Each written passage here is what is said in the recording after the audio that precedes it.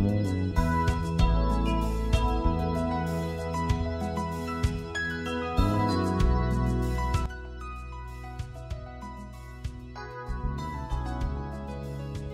abrir a Bíblia, Lucas capítulo 19, verso 1.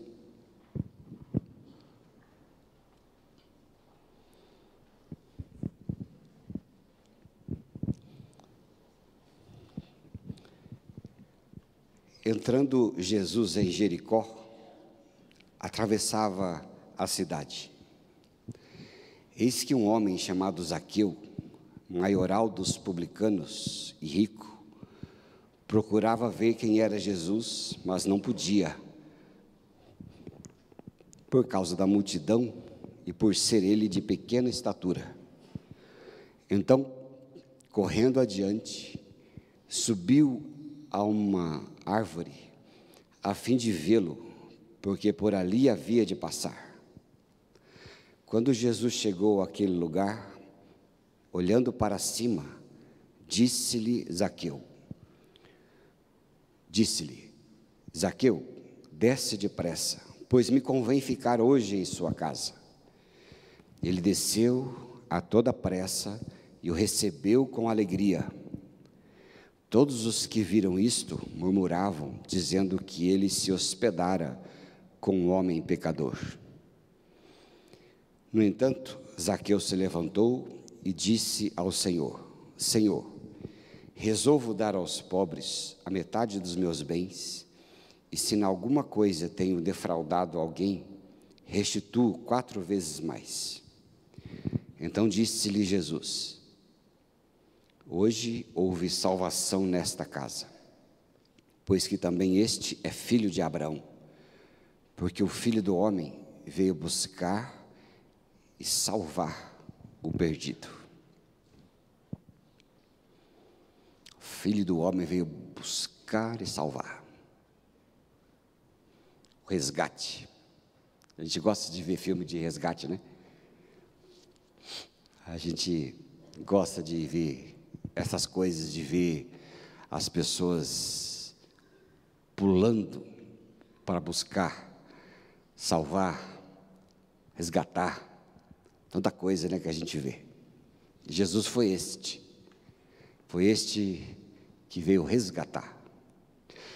Jericó era uma cidade de líderes religiosos. Eles se reuniam ali, viviam ali. Naquele tempo, era como se fosse um Curitiba, a capital política do estado. E ali muitos sacerdotes, levitas viviam. Mas foi na casa de Zaqueu que Jesus resolveu se hospedar. Foi na casa daquele sujeito. Naquela multidão de gente, muitos se escondiam atrás daquela capa de autoridade religiosa que tinham. Mas Zaqueu era aberto. Ele não estava mais afim de camuflar os seus erros, sua vida. E não sei se vocês concordam comigo, mas chega um tempo na vida da gente que a gente cansa de camuflar. É ou não é?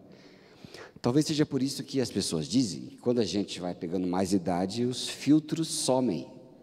Será que vocês concordam comigo? O que vocês acham?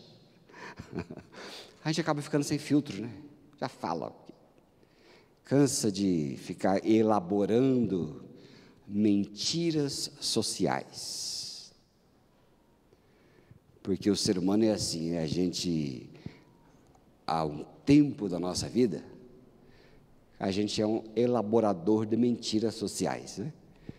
Tudo bem, como é que vai? Vai bem. Está precisando de alguma coisa? Não, está tudo certo. Aí você vê uma coisa que não concorda, não, mas está bem assim. Você vê algo que é feio, você fala que é bonito. Você começa, né? A gente vive assim, né? A gente foi treinado para isso, porque é na voz missionária a última voz missionária, alguém tem? Tem? Tem voz missionária a última? Você que não conhece, a Voz Missionária é uma revista é mais voltado, né, para... Quem lê mais são as mulheres. E da Igreja Metodista, muito boa a revista, eu gosto muito. Gosto muito do autor que tem lá também, que escreve as coisas lá. É um tal de Fábio Alcântara, escreve sempre na Voz Missionária.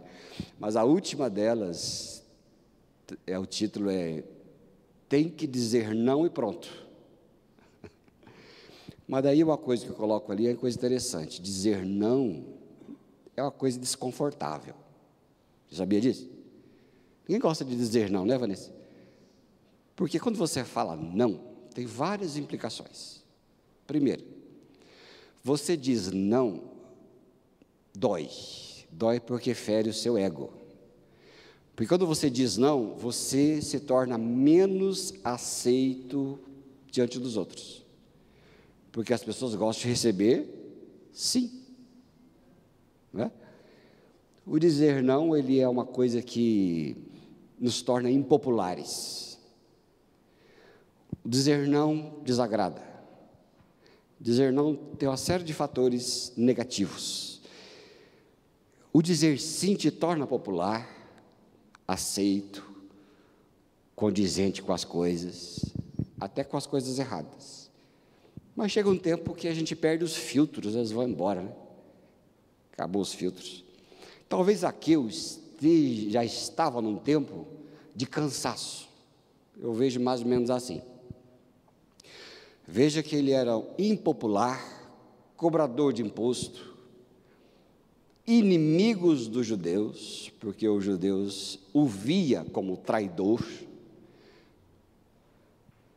porque era a favor dos romanos, mesmo sendo judeu, então era judeu traidor. Então Zaqueu era um sujeito malquisto. Então, e toda aquela vida, chega uma hora que cansa. Chega uma hora que ele diz assim, olha, cansei desse negócio. Já cansei de brigar, já cansei de fraudar, já cansei de roubar, já cansei de mentir, já cansei de me esconder, já me cansei de tudo. Então, acho que chega um tempo na vida do ser humano que a gente cansa. Que é assim, ó, dá o que der, vá o que for, já deu o que tinha que ter dado, e eu não quero mais, porque ficar elaborando muitas coisas cansa. Talvez aqui eu teria chegado naquele tempo, ele já estava esgotado socialmente, né? Os jovens, eles têm uma frase que eu acho muito interessante, né? As minhas filhas têm isso, ela fala assim, ó, acabou minha bateria social, né, Rafa? Rafa chega em casa e fala assim, pai, acabou minha bateria social, preciso ir para o meu quarto ficar sozinho. Aí ela vai para o quarto. Aí de vez em quando eu também falo, né, lá em casa, ó, minha bateria social já está esgotada, preciso recarregar, preciso sair fora, né?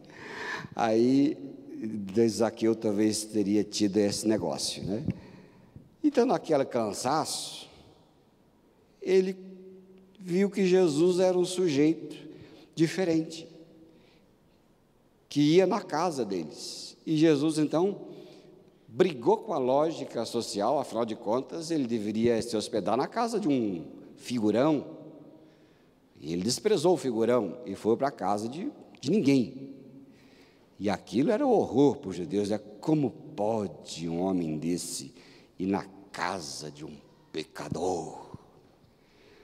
Então, o sujeito que é sempre assim, né? A pessoa que é cheia de si, ela julga, e no seu julgamento, ele se exalta, porque, na verdade, essa é a lógica da grandeza, né, e da soberba. Para você e eu sermos grandes, nós precisamos diminuir os outros. É assim que o soberbo, aqueles que têm o sopro do diabo, fazem, né? Ao diminuir os outros, a gente se engrandece. Mas isso na lógica do mundo. Na lógica de Deus é o contrário, porque ele diz, aquele que se exaltar será humilhado, mas aquele que se humilha será exaltado. É o que se humilha. Essa é a matemática de Deus. A matemática de Deus, ela é sempre contrária ao mundo. O mundo é soma, soma e tenho. No Evangelho é divido e tenho mais. é no menos que eu ganho. Então, é sempre o contrário. Então, por isso que eu falo sempre, né? Se Jesus fosse pastor dessa igreja, estaria nesse frio, acho que estaria, ver quem estaria aqui. Talvez a Schulers, o que mais? O Roberto Avinalda, a Kossobuski. Brincadeira, eu sei que todos vocês estariam aqui. Mas se Jesus fosse pastor de uma igreja, a igreja seria pequena. Não seria igreja grande, viu? Pode ficar tranquilo. Geralmente, igreja muito grande tem pouco evangelho. Desculpa falar isso para vocês, mas é verdade. Igreja muito grande tem pouco evangelho. Tem muito humanismo. Tem muito eu. Você pode. E tem pouco você não pode. Mas isso aí já é guerra vencida. Não tem como brigar mais. Zaqueu estava cansado. Ele chefiava aquele grupo de cobrador de imposto, e ainda que o nome Zaqueu significa justo, significa puro, mas Deus não desiste da gente, é ou não é verdade? Pensa bem, eu fico imaginando os pais de Zaqueu, né? Os pais aqui, por exemplo, Rafaela, quando eu coloquei o nome dela, ela está odiando já ter falado dela aqui esse tempo todo, ela detesta. Mas quando eu coloquei o nome dela, Rafaela significa Jeová Rafá. O que significa? Você sabe? O Deus que cura. É uma profecia, né? Eu não sei quantos de vocês, mas eu procuro fazer. Ana Carolina. Está aqui? Ela está ali, ó. Ana é a graça de Deus, Ana Carolina significa fazendeira. E eu falei, já que eu invisto tudo nas filhas, que lá na frente elas investem em mim, né? Porque daqui não sai mais nada. Enfim, eu fico imaginando Zaqueu. Os pais de Zaqueu, como será o nome dele? O justo, o puro. Já pensou? Isso aqui é fé dos pais de Zaqueu, viu? Isso aqui é fé, né? E aí, de repente, o homem se perde no meio do caminho, vira a escória dos judeus. O que será que os pais, mãe e o pai estavam pensando, né? Mas Deus, na sua onisciência, honrou a vida dos pais de Zaqueu. Aquele que fraudou, aquele que era impopular, volta a ser o justo, o puro, onde Jesus ele dizia, hoje houve salvação nesta casa. Ó, honrou ou não honrou os pais de Zaqueu? Eu vejo mais ou menos por aí, né? Coisa interessante.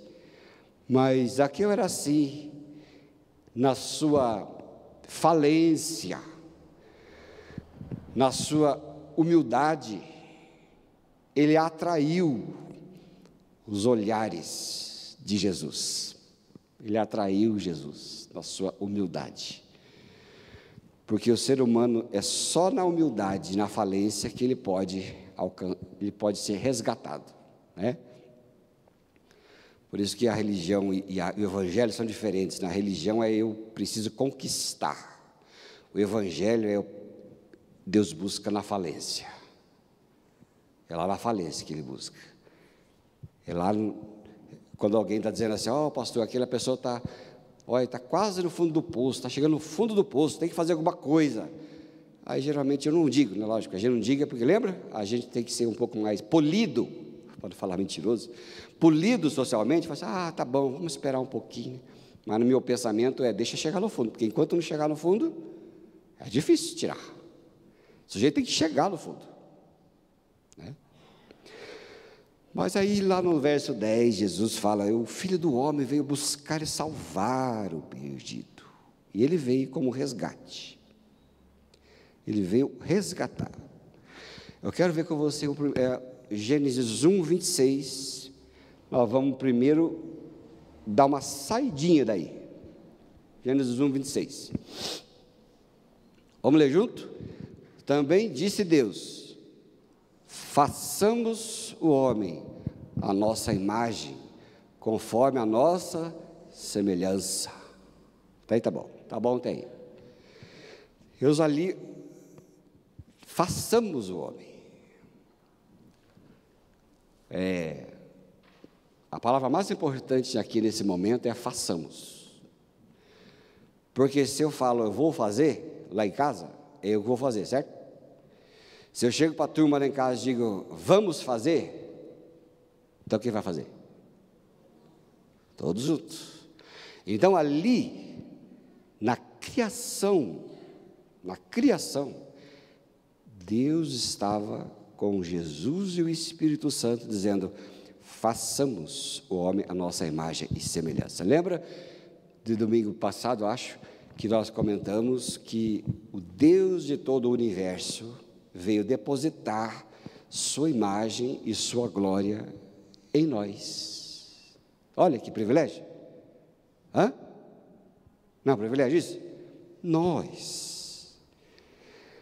Lá em João 1, verso 1, 2 e 3, olha lá, coisa interessante que a gente vai observar. João 1, verso 1, 2 e 3. Vamos ler junto esse aí, ó. No princípio era o Verbo, e o Verbo estava com Deus, e o Verbo era Deus. E ele estava no princípio, ele quem? 3. Todas as coisas foram feitas por intermédio dele. E sem ele, nada do que se fez foi feito. Sem Jesus, nada do que foi feito se fez. Ele estava com Deus, ele era Deus. Na criação, a Trindade dizia, façamos. E é interessante, lá em João 10, verso 30, embora apareça duas pessoas, a gente sabe que são três na sua essência, mas se alguém te perguntar assim, aquela pergunta bobinha, né? O que é a Trindade? Você vai responder assim, ó, lá, João 10, verso 30. Vamos ler junto? Eu e o Pai somos um. Aí eu me lembro que uma criança, aqui um tempo atrás, há uns anos atrás, que o Ministério com Crianças estava ensinando sobre Trindade, saiu uma definição muito interessante sobre a Trindade. A criança respondeu, Trindade é igual um ovo. E aí, o que vocês acham da história? Precisa escrever uma teologia sistemática para falar sobre Trindade, né? Para quem um dia alguém estudou aí teologia algum tempo atrás, aí tem a teologia sistemática de um cara chamado Paul Tillich. Paul Tillich, para escrever Trindade, escreveu um livro dessa grossura assim, ó. Não estou falando mentira, é esse aqui, ó, dessa grossura. Eu me lembro quando eu saí da faculdade, eu não tinha livro para comprar, eu tirei cópia daquele livro, mas que absurdo, né? Veio um negócio desse tamanho assim, nunca usei. A gente faz cada coisa, né? Mas a criança respondeu assim, é um ovo, porque o ovo tem a casca, tem a clara e tem a gema. Só a gema não é um ovo, só a clara não é um ovo, só a casca também não é um ovo. O ovo é os três em um. Olha que coisa interessante. E você sabe que para fazer, porque a casca vira insumo agrícola, a clara vira suspiro. Olha que beleza, pastor Paulo. A clara vira suspiro. Isso, parabéns. E a gema? Tanta coisa, né?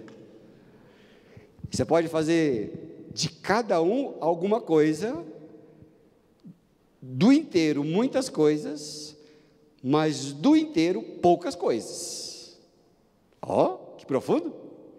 Gostei daquela criança. A Trindade é assim, ó, o Pai, o Filho e o Espírito Santo, nas suas manifestações diferentes. O Pai, criador de todas as coisas, o Filho, que é a manifestação visível de Deus, e o Espírito Santo, que agora está aqui, distribuído em todos nós. Não é uma coisa interessante?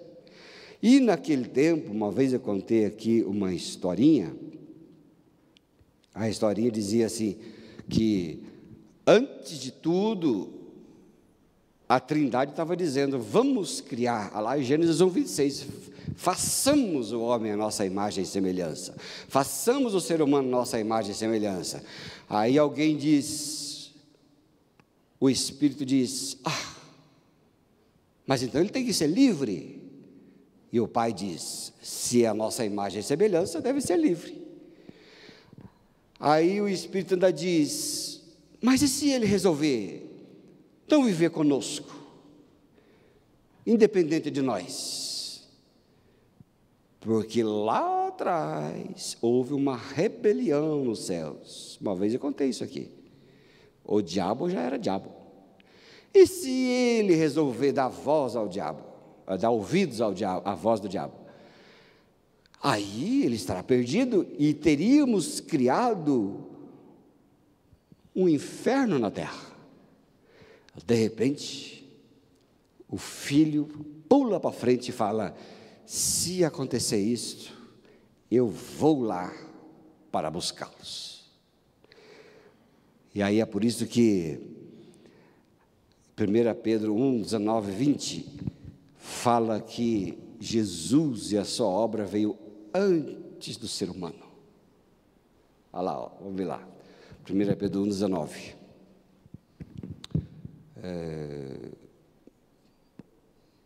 Que nós fomos criados não de carne, de sangue corruptível, mas pelo precioso sangue, como de cordeiros, sem defeito, sem mácula, o sangue de Cristo, conhecido com efeito, quando? Você acha que Jesus veio só no Natal? Natal, seja lá que dia que fosse, em dezembro, abril, para mim não me interessa. Foi o agasalhar na história de alguma coisa que já havia acontecido na pré-história. E ali houve o salto. Ali houve a obra redentora, antes do acidente. Se você fizesse parte aqui do Ministério de Administração e Patrimônio da Igreja, você vai ver o sufoco que a gente passa aqui para aprovar o projeto de alvará e de bombeiro. Tudo tem que estar em ordem absoluta para que isso aqui seja liberado. Tudo. Porque as obras anti-acidentes têm que estarem feitas para quando houver, e se houver, algum acidente. A obra da cruz também é assim, a obra de restauração foi feita antes do acidente do pecado. E é por isso que a Bíblia diz que foi feito Jesus morto antes da fundação do mundo. E é por isso que a gente vê assim, antes de Deus ter dito, haja luz, o Evangelho já havia gritado muito tempo atrás, haja cruz, haja cruz, porque sem a obra lá atrás dizendo haja cruz, não poderia ter o anúncio, haja luz. Primeiro haja cruz, depois haja luz, e depois façamos o homem, porque já tinha lá atrás a cruz, para nos resgatar, não é? Para nos resgatar. E é interessante a gente observar Isaías, o profeta. Não sei se vocês sabem, mas Isaías e João foram as duas pessoas que viram a glória de Deus e as manifestações futuras. Isaías viu Cristo e a sua vinda. João viu Jesus e o final da obra, que é Apocalipse, não é? Então Isaías viu o nascimento e a vinda. João viu o tudo resolvido, que é Apocalipse. Mas Isaías capítulo 6, Isaías viu várias coisas, o nascimento, ele viu Jesus, ele viu o trono, ele viu a glória, mas Isaías também viu a conversa da Trindade, da história que a gente conta. Põe aí, irmão, Isaías 6, olha só, no ano da morte do rei Uzias, Isaías diz: eu vi o Senhor assentado sobre um alto e sublime trono, e as abas das suas vestes enchiam o templo. Serafins estavam por cima dele, cada um tinha 6 asas, com 2 cobria o rosto, com 2 cobria os seus pés, e com 2 voava. E clamavam uns aos outros, dizendo, vamos junto, esse é bonito, dá até para cantar, ó. Santo, Santo, Santo, toda está cheia da sua glória. As bases do limiar se moveram à voz do que clamava, e a casa se encheu de fumaça. Então disse eu: ai de mim, estou perdido, porque sou homem de lábios impuros, habito no meio de um povo de impuros lábios, e os meus olhos viram o Rei, o Senhor dos exércitos. Então um dos serafins voou para mim, trazendo na mão uma brasa viva, que tirara do altar com uma tenaz. Com a brasa, tocou a minha boca e disse: eis que ela tocou os teus lábios, e a tua iniquidade foi tirada e perdoado o seu pecado. Olha, esta é a visão de Isaías do trono da glória. Quem viu tamanha coisa foram o apóstolo Paulo, que ele dizia lá, que viu coisas inefáveis, e o apóstolo João, quando viu o Apocalipse e a glória de Jesus Cristo vindo para este lugar, que vai ser o final. Isaías estava vendo a glória de Deus. Isaías estava tendo a visão do trono da graça, e a visão era tão grande, que ele falou: eu estou vendo isso, e aí precisou dele ver o anjo e purificar a sua vida, né? E ali foi, e ali era a vida. Aí o verso seguinte, os 8, diz assim: depois disto ouvi a voz do Senhor que dizia, o que dizia? Quem enviarei? A quem há de ir? Disse eu: eis-me aqui, envia-me a mim. Não era Isaías que estava dizendo isto. Ele ouviu o arranjo da glória de Deus, dizendo: a quem enviarei? Quem há de ir por nós? Deus não estava dialogando com Isaías. Deus estava dialogando com a Trindade. Era a voz da Trindade. E aí então ele ouviu: eis-me aqui, envia-me a mim. Quem estava falando isso foi aquele que viria nos resgatar, Jesus. É ele que estava dizendo: eu vou saltar lá para baixo. Estou fazendo aqui uma campanha aqui, já tem 4. Aí a gente vai, não é? É o salto, é a coisa mais deliciosa que alguém pode fazer na vida. Eu já fiz uma vez, por isso que eu estou levando os outros. Aquilo é bom. Vamos, Vicente. Vamos. É gostoso. Vamos, Rafa. Então, Ulisses, vamos com seu irmão? Quer ir lá e deixa? Ela deixa. É feito assim, cara. Ó, lá para baixo. Mas pensa na coisa boa. E não precisa ter medo, gente. Se der alguma coisa errada, é tão rápido que você não vai sentir nada. Ó, eu descobri lá no meio do caminho.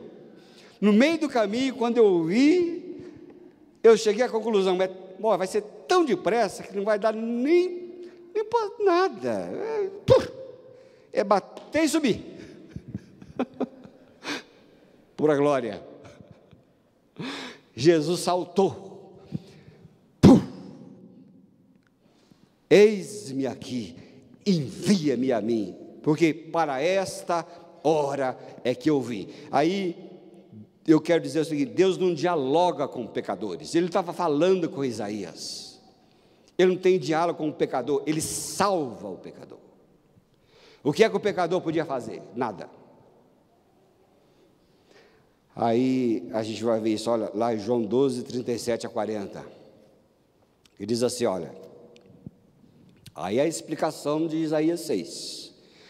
E embora tivesse feito tantos sinais na sua presença, não creram nele, para se cumprir a palavra do profeta Isaías, que diz: Senhor, quem creu em nossa pregação e quem foi revelado o braço do Senhor? Por isso não podiam crer, porque Isaías disse ainda: cegou-lhes os olhos e endureceu-lhes o coração, para que não vejam com os olhos, nem entendam com o coração, e se convertam e sejam por mim curados. Isto disse Isaías, porque viu a glória de Jesus e falou a seu respeito. A respeito de Cristo que ele estava dizendo. Oh, Jesus, hein? Eu vou. E esse eu vou não era coisa fácil, né? Eu vou para lá. Jesus veio nos resgatar, nos pegar de volta. Ele veio salvar o que se havia perdido. Ele veio porque não poderia nos deixar para trás, porque havia um empenho de uma palavra dizendo: olha, eu vou colocar a minha glória no ser humano, e eles não vão se perder, porque se eles se perderem, eu vou atrás deles, e eu vou atrás deles, eu vou trazê-los de volta para nós, eu vou cumprir a justiça requerida. E eu vou dizer uma coisa a vocês: Deus nos salva a humanidade porque Ele é bonzinho. A gente vê essa pregação espírita, essa pregação frouxa, baseado na bondade do ser humano para ser salvo. E é por isso que Efésios 2, versículo 8 e 9, a Bíblia diz: porque pela graça vocês são salvos, mediante a fé. Isso não vem de vós, é um dom de Deus, e não vem de obras para que ninguém se glorie.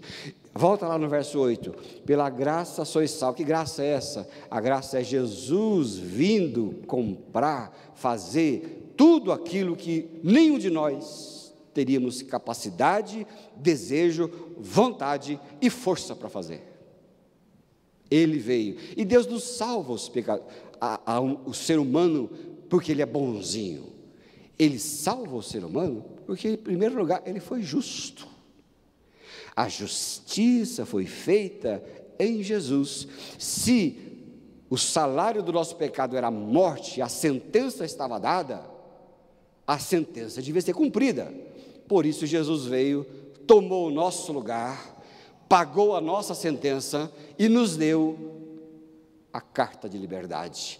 A justiça de Deus foi feita onde? Em quem? Em Jesus. Então Deus nos salva pela sua justiça, e a sua bondade se manifesta em permitir. Lá em João 3,16, permitiu o quê? Porque Deus nos amou o mundo de tal maneira que deu o seu Filho unigênito, para que todo aquele que nele crê não pereça, mas tenha a vida eterna. Onde que Deus é bonzinho aí? Deus é bonzinho ao enviar o seu Filho unigênito. Ninguém aqui daria o seu filho para morrer por mim, por você. Ninguém daria. É verdade ou não é? Daria aí, como é que chama a abençoadinha aí? Giovana? Daria por causa de mim? Imagina, morra você, eu vou dar ela nada. Mas onde é que se manifesta a bondade de Deus? Que Deus amou o mundo de tal maneira que deu o seu Filho. Permitiu o seu Filho morrer a nossa morte, a morte de cruz. Esse, sim, é a bondade de Deus. Mas na sua bondade está baseado na sua justiça. A justiça dele. Isso é maravilhoso. Sabe, querido, Jesus estava a caminho ali de Jerusalém, passando por Jericó, mas mesmo faltando poucos dias para a crucificação, ele continuava a salvar os perdidos. Poucos dias para a crucificação, mas ele parou e olhou para o perdido, sem ansiedade, sem pressa, ele parou. E por isso que Zaqueu, ao subir ali, ele esperava só ver Jesus, mas a sua surpresa foi que Jesus olhou para ele e disse: eu quero lá na sua casa comer. Já pensou? A pressa desse publicano em descer era a mesma do Senhor em salvar. Viu que Jesus, aí o texto dizia, Jesus falou: desce depressa, eu quero ir lá na sua casa. Ele desceu depressa, porque ele queria salvar, ele queria abençoar o pecador. E Zaqueu estava cansado. E vamos encerrar com esse texto aqui.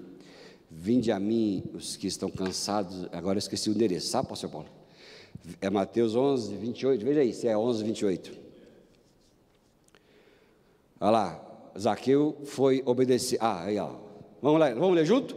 Vinde a mim, todos que estão cansados, sobrecarregados, e eu vos aliviarei. Tomo sobre vós o meu jugo, aprendam de mim, porque eu sou manso, humilde de coração, e vocês acharão descanso para as vossas almas. Alma cansada, alma cansada de fingir, alma cansada de mentir, alma cansada de querer ganhar, alma cansada de passar os outros para trás, alma cansada de se promover, alma cansada de lutar, alma cansada de estresse, alma cansada de ansiedade, alma cansada de controlar a vida dos outros, alma cansada de pobreza, alma cansada de doença, alma cansada de o quê? Qual é o seu cansaço? Ele convida: venham a mim, e eu vou aliviar vocês, eu vou dar descanso para a alma de vocês. Eu quero entrar na casa de vocês, e vocês nunca mais precisarão fingir. Vocês podem descansar em mim, porque para esta hora foi que eu vim. Este é Jesus, irmãos e irmãs. Este é Jesus, o Salvador das nossas almas. Este é Jesus que nos faz sair da cama 7h30, no frio de 5 graus, porque eu quero ficar bem pertinho lá do Senhor, debaixo da árvore.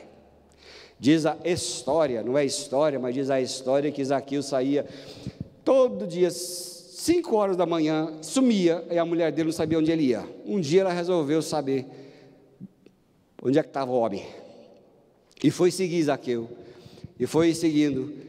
De repente encontrou Zaqueu debaixo da árvore, limpando a sujeira que fica embaixo da árvore, a sujeira de canudinho, de copinho. Naquele tempo não tinha essas coisas, né? Aí tinha as cascas de tâmara. O que é, Renato? Tem mais lá? As coisas de Israel lá, deixava tudo embaixo lá. Ele ia lá, tirava, limpava, zelava e deixava lá a árvore bem bonita.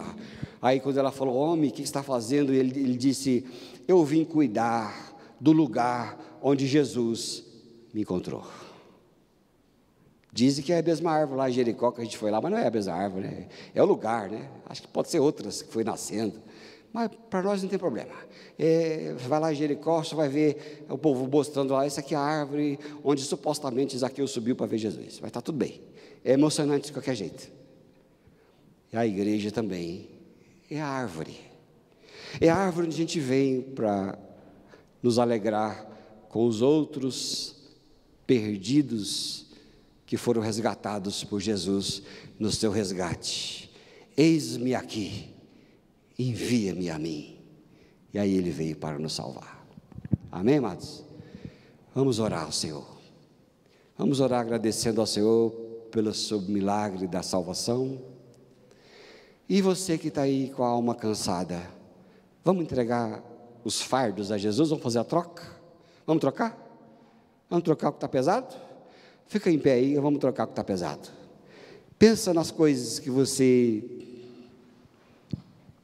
te pesa o coração, que te pesa a alma, e vamos entregar, entrega tudo, entrega a sua ansiedade, entrega as suas coisas, a sua depressão, entrega a sua doença, entrega a sua miséria, entrega tudo do Senhor, entrega as preocupações, porque quando você entrega, Deus pode agir. Coloca diante de Deus, o Pai, fecha teus olhos, coloca aí. Ele veio resgatar e salvar o que se havia perdido. Vá colocando diante do Senhor Jesus. Faça como Zaqueu. Faça como Zaqueu. Diga: Senhor, eu estou cansado. Já cansei de tudo, de fingir, cansei de tanta coisa, de lutar, de buscar, nunca encontrar. Já cansei de correr atrás de dinheiro. Quanto mais eu corro atrás dele, mais ele foge de mim. Vá confessando.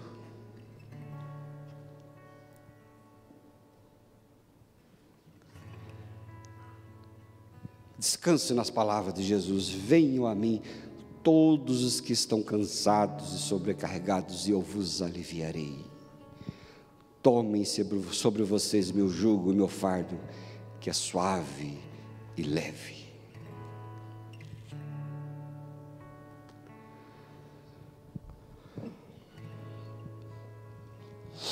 Pai, em nome de Jesus, obrigado pela tua árvore, que é este lugar. Não é o lugar, Senhor, mas é o lugar onde representa, de modo visível, aquele que habita em nossos corações. Nós entregamos todo o fardo nas tuas mãos. Obrigado pelo teu resgate. Obrigado que o Senhor veio, não nos deixou a sós. Faz um milagre na vida de cada irmão, cada irmã que busca com o coração igual ao de Zaqueu. Restaura, abençoa, dá o descanso, meu Pai, em nome de Jesus. Aplauda o Senhor e diga: obrigado, Jesus, porque o Senhor cuida de mim. Amém? O Senhor cuida de mim. Graças a Deus.